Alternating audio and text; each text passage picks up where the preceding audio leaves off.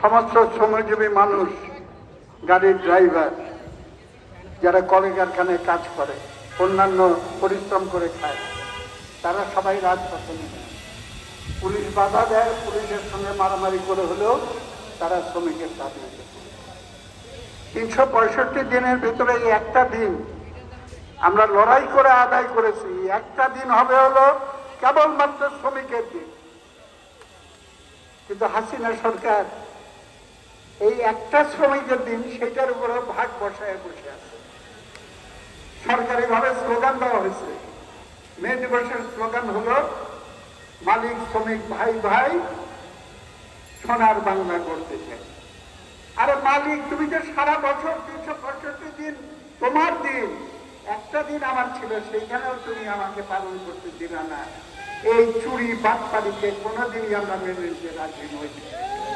সুতরাং এই দিন আমরা এসেছি আমাদের দুঃখের কথা বলার জন্য এবং নূতন করে শপথ নেওয়ার জন্য, যাতে আমরা সুখে শান্তিতে বসবাস করতে পারি। কি অবস্থায় আমরা এসেছি? আগুন জ্বলতেছে, আগুন জ্বলতেছে আকাশের উপর থেকে, সূর্যের আগুন, আগুন জ্বলতেছে পেটের আগুন, ক্ষুধার আগুন। এই আগুন নিবানোর জন্য আমরা আওয়াজ করেছি এবং সেটা গার্মেন্টস শ্রমিকরা বলেছে তার ন্যায্য মজুরি চাই, তাদের কাজের নিশ্চয়তা চাই, তাদের কাজের নিরাপত্তা চাই, নারী নির্যাতন এইসব ঘটনা থেকে মুক্তি চাই। আমার রিক্সার ভ্যান শ্রমিক ভাইয়েরা তারা বলেছে রাস্তা আছে যেখানে বাইক চলবে সেখানে রিক্সা চলবে।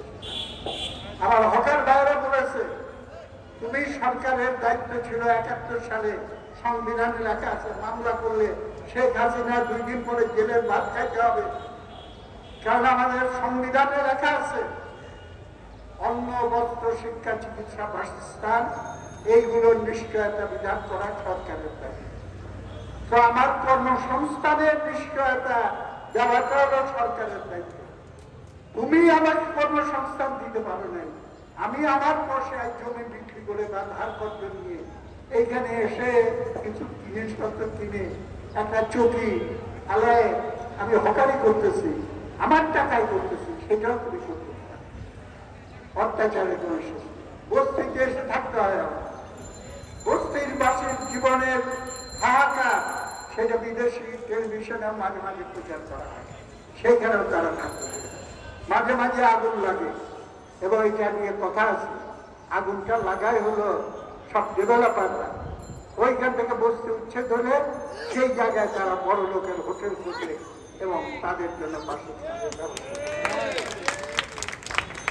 আমরা এখানে যারা সমবেত হয়েছি, গার্মেন্টস শ্রমিক, হকার, রিক্সা ভ্যান শ্রমিক, বস্তিবাসী, আরো অন্যান্য শ্রমজীবী মানুষ, ঢাকার মানুষের সংখ্যা যদি হয় 2 কোটি, তারপরে আমি হিসাব না করে বলতে পারি 2 কোটির ভিতরে 1,80,00,000 হলো আমরা,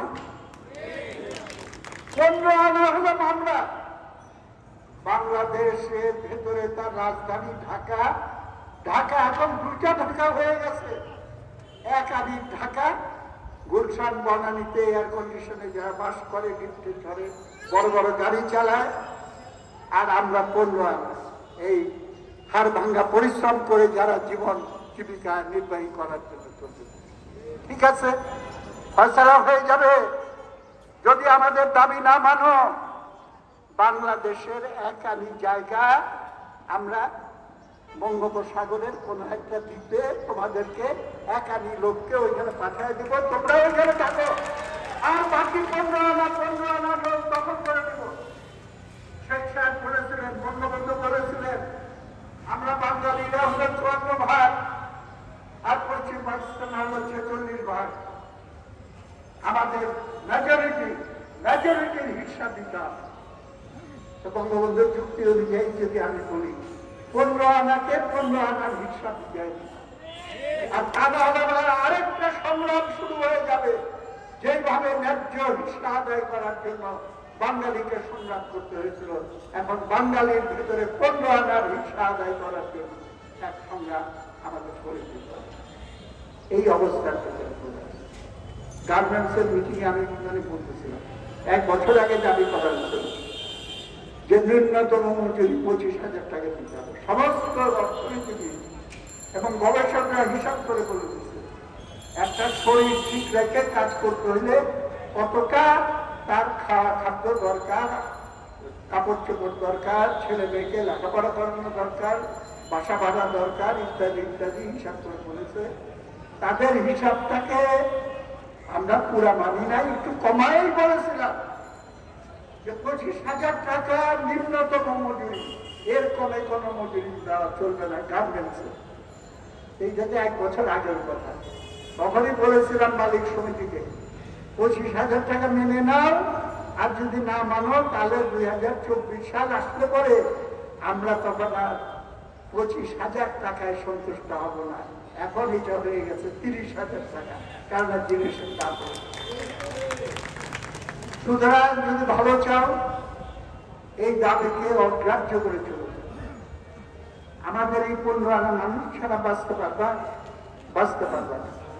তোমার বুয়া আসবে কই থেকে, তোমার গাড়ির ড্রাইভার আসবে কই থেকে, তোমার নাপিত আসবে কই থেকে, তোমার ধোপা আসবে কই থেকে?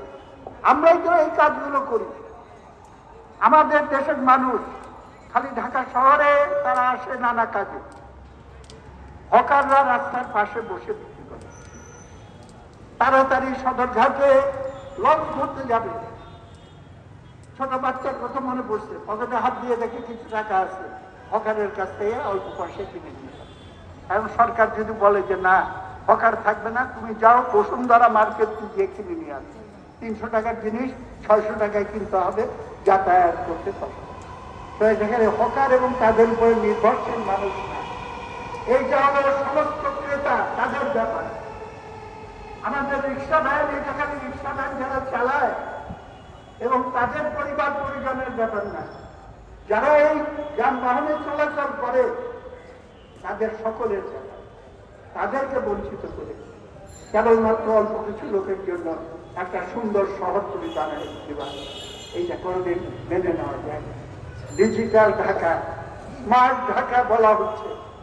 আমি আগেও বলেছি, আবার বলতে চাই, মানুষকে ক্ষুধার্ত রেখে স্মার্ট বাংলাদেশ করা যাবে। মানুষকে অসুন্দর রেখে সুন্দর বাংলাদেশ, সুন্দর ঢাকা, সেটা কোনোদিন করা সম্ভব নয়। আমাদের শক্তিগুলো আসবে। বেশি বাড়াবাড়ি করেন না। ডিসি সাহেবের বাসার সামনে যে জায়গা আছে, যদি রাস্তায় হকারি না করতে দেন, ডিসি সাহেবের বাসার সামনে আমরা কিন্তু এই চৌকি নিয়ে বসে যাব। আপনাদের রাস্তায় চলাচলের জন্য উপযোগী করতে হবে। আমি জিজ্ঞেস করতে চাই, যানজট হয় কেন? রিক্সা ভ্যানের জন্য যানজট হয়, যানজট হয় গাড়ির জন্য।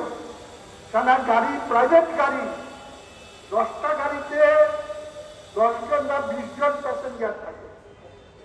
সে যতটুকু জায়গা দখল করে গাড়ি চালায়, সেই জায়গায় রিক্সা দিয়ে চললে পরে আমি 100 জন লোককে নিয়েছি।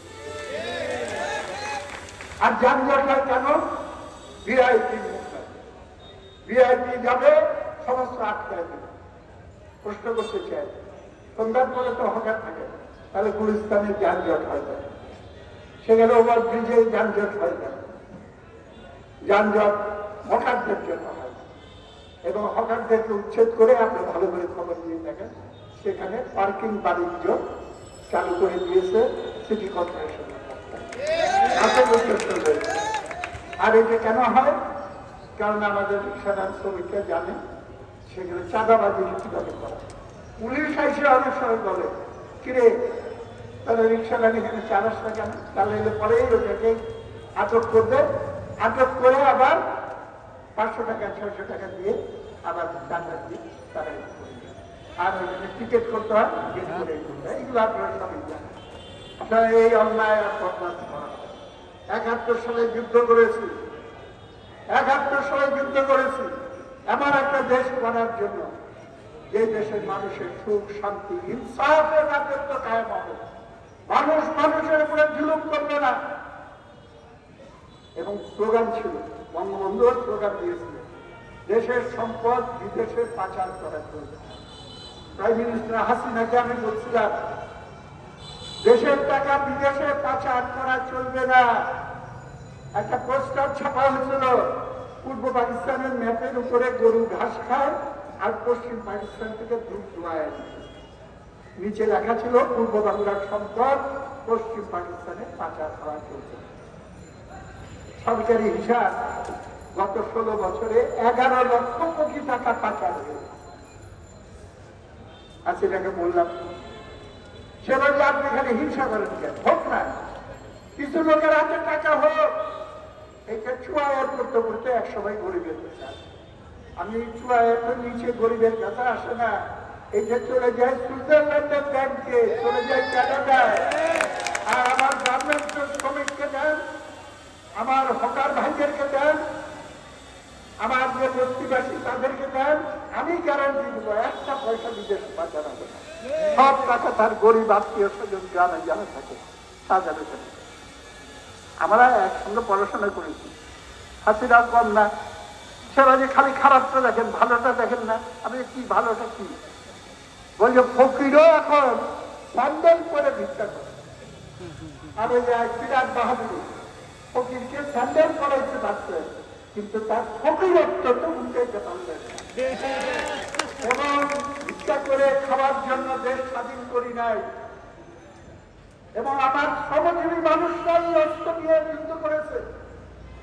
সালমান রহমান যুদ্ধ করে নাই, এ সালম যুদ্ধ করে নাই, এই যুগেরা ধনী ক্যাসিনোর মালিকরা যুদ্ধ করে নাই।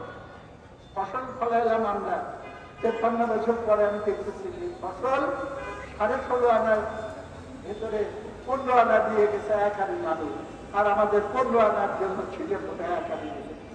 এইটা কিছুতেই বরদাস্ত করা যায় না। কেউ খাবে আর কেউ খাবে না, তা হবে না, তা হবে না। আবার লড়াই আমাদের শুরু করতে হবে, আবার লড়াই আমাদের শুরু করতে হবে। আমাদেরকে একটা চিন্তার ভেতরে ঢুকাই দিচ্ছে যে তোমরা তো দুর্বল, তোমরা তো একবারে কোনো সহায় সামর্থ্য নাই। আমরা দুর্বল, একজন গার্মেন্ট শ্রমিক যদি মরেও যায় মালিকের কিছু আসে কেন? 400 টাকা দিলে আরেকটা গার্মেন্ট শ্রমিক বেকার মানুষ আছে, সেখান থেকে সেটা করবে। কিন্তু সমস্ত গার্মেন্ট শ্রমিক যদি বলে আমরা কাজ বন্ধ করে দিলাম, বাপের সাধ্যি নাই যে গার্মেন্টস ইন্ডাস্ট্রি চালাবে এবং সেখান থেকে ঠিক একইভাবে মেহনতি মানুষ আমরা যদি এক হয়ে দাঁড়াই, ওর জন্য আমাদের একতাকে খুব ভয় পায়, আমাদের একতাকে খুব ভয় পায়। গার্মেন্টস শ্রমিকরা গ্রামে যায়, গ্রামে যেয়ে তারা গরিবের শ্রমিককে বানায় দিচ্ছে। রিক্সা ভ্যানের শ্রমিকরা আপনাদের গ্রামে যোগাযোগ আছে, আপনাদের মাধ্যমে গ্রামে গ্রামে শ্রমজীবী মানুষের সমিতি গড়ে উঠবে। প্রত্যেকে যদি তার দায়িত্ব নিয়ে এইভাবে তৈরি হতে থাকে, তাহলে পরে আমি দেশটাকে আমাদের মতো করে সুন্দর করতে পারি। হাসিনা পরশুদিন একটা কথা বলছে যে আমি অবাক হয়ে গেলাম, উগ্র ডানপন্থী আর উগ্র বামপন্থী প্রতিবাদ তারা সবাই মিলে, দুই পক্ষ মিলে আমার সরকারকে উৎখাত করেছে। আমি প্রধানমন্ত্রীকে বলতে চাই, উগ্র ডানপন্থী মানে জামাত, হেফাজত, এইসবকে তিনি মেন করছেন। তারা সরকারের চাই ঠিক না। হেফাজতের সঙ্গে তো আপনি আর মিতালি করে দিচ্ছেন, জামাতে ইসলামকে তো নিষিদ্ধ করেন না। এখনো পর্যন্ত তো খালেদা জিয়ার সঙ্গে কম্পিটিশন দিচ্ছে যে কে বেশি ইসলাম পছন্দ। সংবিধানে রাষ্ট্র ধর্মটা এখনো রেখে দিচ্ছেন। সুতরাং এই কথা ঠিক না। আপনি উগ্র দক্ষিণপন্থী আর উগ্র বামপন্থী কারা আমাদের দেশে? দিলীপ বড়ুয়া একটা নাম বললাম, খালি প্রতীক হিসাবে বললাম, তারাই তো উগ্রপন্থী, চীনপন্থী প্রতি বিপ্লবী যারা ছিল, তাদের দুই পক্ষকে নিয়ে তো আপনি সংসার করতেছেন। আর বামপন্থীরা, আমাদের প্রগতিশীলরা যারা মানুষের দাবি নিয়ে সংগ্রাম করে, মানুষের দাবি প্রতিষ্ঠা করার জন্য আজকে ফরজ হয়ে গেছে এই সরকারকে ক্ষমতা থেকে সরানো। কারণ সরকার হিসাব দিয়ে দিয়েছে, ফর্মুলা দিয়ে দিয়েছে, উন্নয়নের জন্য স্থিতিশীলতা দরকার। স্থিতিশীলতার জন্য সরকারের ধারাবাহিকতা। সরকারের ধারাবাহিকতা মানে যতবার ইলেকশন হবে চিরদিন একই সরকারকে থাকবে। বারবার দরকার শেখ হাসিনার সরকার, আওয়ামী লীগের সরকার, চিরদিন দরকার আওয়ামী লীগের সরকার। এবং এই দর্শনের ভিত্তিতে গোটা রাষ্ট্রটাকে সাজায় দিচ্ছে। ডিসি সাহেবদের হাত করে দিচ্ছে, এসপি সাহেবদের হাত করে দিচ্ছে, আইন আদালতকে হাইট করে দিচ্ছে, সমস্ত জায়গায় সিস্টেম এমন করে দিচ্ছে আপনি চাইলেও এটা থেকে বাইরে দিতে পারেন। খালেদা জিয়াও চেষ্টা করেছিল আজিজ সাহেবকে দিয়ে, তৎকালীন তত্ত্বাবধায়ক সরকারকে দিয়ে, মওদুদ সাহেবের পরামর্শে বিচারপতির বয়স বাড়াই দিয়েছিল। খালেদা জিয়া ট্রিক্স করে পারে নাই, আওয়ামী লীগ ট্রিক্স করে 4 বারের মতো পারে গেছে। ইনশাআল্লাহ আগামী দিনে আর আওয়ামী লীগকে চান্স দেওয়া হবে না। এবং সেইখানে তাহলে সরকার কার গঠন করবে? আজকে এই শিক্ষিত পণ্ডিতরা বড় বড় বুদ্ধি দেয় আমাদেরকে, বলে এই ডান দিকে যাও, বাঁ দিকে যাও, মন্দের ভালো, মন্দের ভালো, ঠিক আছে ঠিক আছে, এটা মন্দ ওইটা মন্দ, 2 মন্দের ভেতরে ভালো, এই 2 মন্দের ভেতরে ভালো, এটা নিয়ে আর এই বুদ্ধি নিয়ে আমরা আর চলতে লাগি না।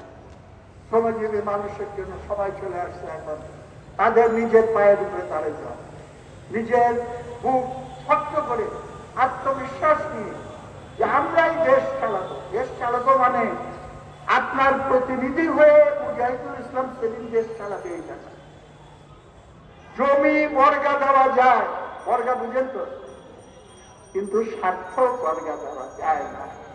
এই কথাটা খুব ভালো করে মনে রাখবেন। সুতরাং যার যার নিজের নিজের স্বার্থ নিয়ে দলবদ্ধ হয়ে, ঐক্যবদ্ধ হয়ে আপনার সমিতি, ইউনিয়ন এগুলো গড়ে তোলেন, গড়ে তুলে সব ইউনিয়ন আমরা একত্রিত হয়ে এখন প্রস্তুত হয়ে যাব। এবং যারা শিক্ষিত লোক তাদেরও নানান রকম সমস্যা, কিন্তু সাহস পায় না, ভরসা পায় না। ইউনিভার্সিটির ছাত্রদের উপরে অত্যাচার হয়, হোন্ডা বাহিনী, হেলমেট বাহিনী, গেস্ট রুমের অত্যাচার, সাহস পায় না। ওই মাস্তানদের ভয়। আইবের আমলে এরকম ছিল। আমরা তখন ইউনিভার্সিটির ছাত্র, আমরা চলে যেতাম কারখানায় আদম দিতে, শ্রমিকদের মিটিং করে বলতাম ভয় পান না, আমরা ছাত্ররা আছি আপনার পাশে। এখন ভালো করে শুনেন, ছাত্ররা নামবে না, আগের মতো করে হয়তো নামবে না। শ্রমিকরা সংগঠিত হয়ে মাথায় পট্টি বাঁধে প্যারেড করে ইউনিভার্সিটির সামনে মাইক নিয়ে দাঁড়ায় বলতে হবে, ছাত্র ভাইরা তোমরা ভয় পায় না, আমরা শ্রমিকরা আছি তোমার পাশে। এবং এইভাবে নতুন পরিস্থিতি সৃষ্টি করতে হবে, দেশ চালাইতে হবে, দেশ চালানোর জন্য তৈরি হয়ে দিতে হবে। কঠিন কাজ, নিজেদের ভেতরে ভুল ত্রুটি, এ ওকে ঠকাইলো, ও ওকে ঠকাইলো, এইগুলো করে কোনো লাভ হবে না। সকালে আমি একে বলতেছিলাম গল্প, একটা গল্প আছে, ফেরিওয়ালা রিক্সাওয়ালাকে 10 টাকা ঠকাইল, রিক্সাওয়ালা আবার দোকানদারের কাছ থেকে 20 টাকা ঠকাইল, দোকানদার আবার স্কুল মাস্টারকে 50 টাকা ঠকাইল, স্কুল মাস্টার আবার আরেকজনকে 3 টাকা ঠকাইল। আমরা মনে করলাম যাক পাশের লোকটাকে ঠকেছি, এখন আমি বাঁচতে পারবো, কিন্তু কেউ বাঁচতে পারবে না।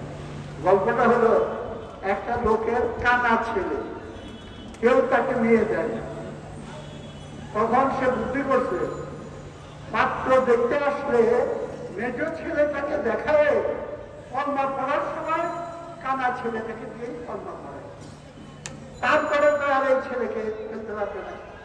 মহা খুশি, কলমা পড়া হয়ে গেছে, মহা খুশি হয়ে বগল বাজে গেছে, জিতলো আমার কানা ফুটে। বুঝলেন তো, জিতছে আমার কানা ফুটে। মেয়ের বাবা পর্দা ছেলে বাইরে বলে, বুঝবা খেলা হাতায় দিবে, তোরা মেয়েকেও সে পারবে। এই খোলাতে আর কানা ছেলে হাত বদল করে পরস্পরকে ঠকায় আমরা বাঁচতে পারবো না। একজোট হয়ে লড়াই করতে হবে। এবার মে দিবসের শপথ নেন। এই মে দিবসের শপথ হলো আগামী দিনে আমাদের রাষ্ট্র পরিচালনার জন্য, দায়িত্ব নেওয়ার জন্য সবাইদেরকে প্রস্তুত হয়ে যেতে হবে। এইবার মে দিবসে এইটাই হলো প্রধান কর্তব্য, জাতীয় কর্তব্য। দেশ টাকায় আছে, আমরা যদি না যাই তাহলে মনে রাখবেন বিকল্পের কোনো বিকল্প নাই। এই সরকার বেশি দিন থাকবে না। আমরা প্রগতিশীল শ্রমজীবী মানুষ, বামপন্থীরা যদি আগায় না আসি তাহলে এইখানে আফগানিস্তানের মতো বা অন্য কোনো ইয়ের মতো বা 111-এর মতো মিলিটারি শাসন কিংবা মৌলবাদী শাসন সেই জামায়াতি দেশকে গ্রাস করে। শেখ হাসিনা তার যেসব কথাবার্তা বলতেছেন, তিনি কি চান বামপন্থীদেরকে ঠেকায় দিয়ে জামাত ইসলামের হাতে ক্ষমতা তুলে দিতে? বরঞ্চ আমি উল্টা তাকে এই প্রশ্নই করতে চাই। যাই হোক, সেটা অন্য কথা। আমি আপনাদের কাছে আহ্বান জানাই, এই মে দিবসে ভালো করে চিন্তা করে দেখবেন, গতানুগতিক পথে আর হবে না। এখন নূতন অধ্যায়, বইয়ের পৃষ্ঠা উল্টায় নূতন বলতে চাই না, নূতন অধ্যায় রচনা করতে হবে। সেই অধ্যায় হল সমাজতন্ত্রের জন্য মেহনতি মানুষ, তাকে তৈরি হতে হবে। এই লুটেরা ধনী ক্ষুদ্ররা মদের গ্লাসে তারা পরস্পরের সঙ্গে টোস্ট করে তারা দেশ চালায় মাথা উঠে, আর আমরা শ্রমিকরা এমন ভাবে দেশ চালাবো সবাই বলবে যে আহা আহা কি সুন্দর দেশ। এটা সম্ভব, আমার কাছে তো সুন্দর, আমি সাক্ষী দিব। 71 সালে যখন যুদ্ধ করেছি, পাকিস্তান হানাদার বাহিনীকে অস্ত্র দিয়ে মুক্ত এলাকা করেছি, এবং আমি সাক্ষী দিয়ে বলতেছি কোন মুক্ত এলাকায় কোনো ঘুষ দুর্নীতি হয় নাই, কোন মুক্ত এলাকায় কোনো নারী নির্যাতন হয় নাই, কোন মুক্ত এলাকায় মানুষের উপরে জুলুম হয় নাই। সেখানে ফুলের বাগানের মতো সুন্দর রাজত্ব আমরা কায়েম করেছিলাম। আমাদের স্বপ্ন ছিল দেশ স্বাধীন হলে আমরা সেরকম সুন্দর ফুলের বাগানের মতো দেশ গড়ে তুলব। সেইটা যারা শাসন ক্ষমতায় আমরা দেখেছি, আওয়ামী লীগকে দেখেছি, বিএনপিকে দেখেছি, জাতীয় পার্টিকে দেখেছি, জামাতে ইসলামকে দেখেছি, সবই দেখা হয়ে গেছে। এখন বামপন্থী আমি ডাক্তার ভিপি ছিলাম স্বাধীনতার পর প্রথম ইলেকশন, সব বামপন্থীরা জিতে গেল। তখন ইউনিভার্সিটিকে আমরা সাজিয়েছিলাম, কিন্তু বেশি দূর আগাতে পারিনি। আওয়ামী লীগের ভেতরে 7 মার্ডার হয়ে গেল, এবং তারপরে বঙ্গবন্ধুকে হত্যা করা হলো ৭৫ সালে। দেশে সমস্ত ঘটনা দলে উঠে আমরা বিজয় অর্জন করেছি, কিন্তু বিজয় ধরে রাখতে পারি, বারবার এটা হয়েছে। এইবার ইনশাআল্লাহ আমরা বিজয় অর্জন করব, এবং ইনশাআল্লাহ এই বিজয় যাতে হাতছাড়া না হয় সেইটারও আমরা গ্যারান্টি করবো, যদি আমরা শ্রমজীবীরা একত্রিত হই, সচেতন হই, লেখাপড়া করে শিক্ষা নিতে হবে, ফাঁকে ফাঁকে আমাদের পড়তে হবে, দিন দুনিয়ার খবর জানতে হবে। সেইভাবে আপনারা নিজেদেরকে তৈরি করেন। একটু বেশি কথা বলে দিলাম কিনা জানি না। মে দিবসে আনন্দ উৎসবের দিন, আপনারা শপথ নেন, বাড়িতে বাড়িতে নিয়ে বিকালেও নানা অনুষ্ঠান আছে। এইভাবে আপনারা তৈরি হন যে নূতন সভ্যতা আমরা কিভাবে। আপনাদের সবাইকে ধন্যবাদ। আসসালামু আলাইকুম। বিপ্লব।